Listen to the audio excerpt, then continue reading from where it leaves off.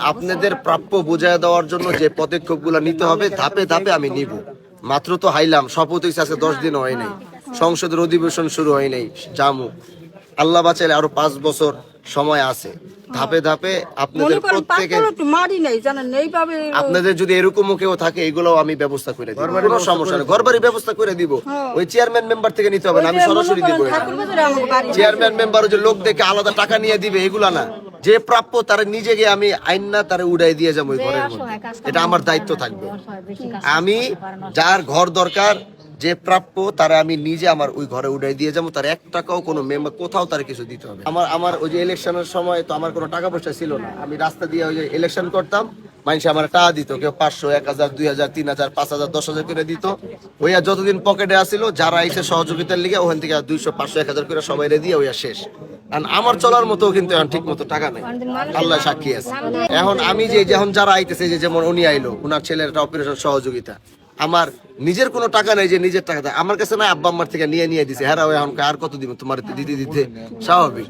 তো এখন সরকারি ভাবে কিছু ফান্ড টান আসে, এগুলো এখনো আমি পাই না। এগুলো যখন আবার আসবে তখন এই বাড়ির থেকে আল্লাহ যদি বাঁচায়, কারো আমি খালি হাতে ফেরত দিব না ইনশাআল্লাহ। এবার আমার একটু সময় দিতে হবে, একটু গুছাইতে হবে। 10 দিন হয়েছে, বুঝেন না, গুছাই উঠতে পারি না, 2-3 মাস সময় লাগবে। তারপরে মনে করেন, তারপরে ওইটা যে কার্ডগুলা, এগুলা গরিব মানুষের কার্ড, এটা আমার কার্ড না।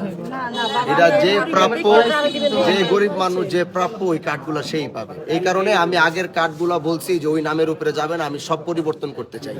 এই কারণে পুরো টিম রেডি করে দিছি, ইউনিয়ন ভিত্তিক আলাদা কমিটি করে দিছি।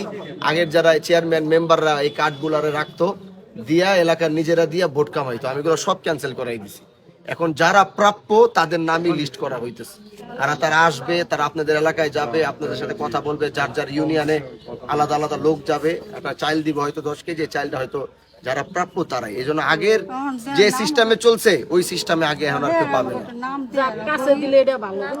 যে প্রাপ্য, যার ছেলে বিদেশ নাই, যার পোলাপাইন নাই, যে অভাবে, যে খাইতে পারে না, এই সমস্ত মানুষ যার বা ইয়া করে ওরকম, মানে যে প্রাপ্য না সে পাবেই না।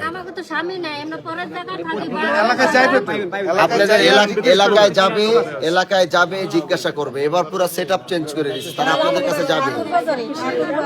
আপনাদের কাছে যাবে, যে প্রাপ্য তার কাছে খবর আসবে। আপনার স্বামী না থাকলে এটা ওখানে খবর যাবে।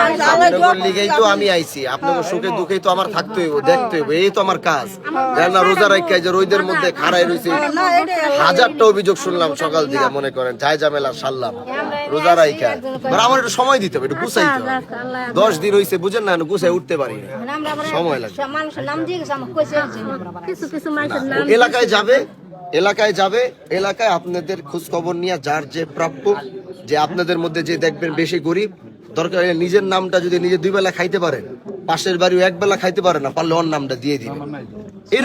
আমার মা নাই, বাপ নাই, 4টা বোনই, বুঝছেন, আমি বাড়িতে থাকি, বুঝছেন। আপনি আমার সাথে যোগাযোগ রাখেন, আপনাদের মতো আরো যারা আছে, যারা আছে, আপনাদের লিস্ট অটোমেটিক আমার কাছে আসবে কয়দিন পরে। আমি এমনি খবর পাই।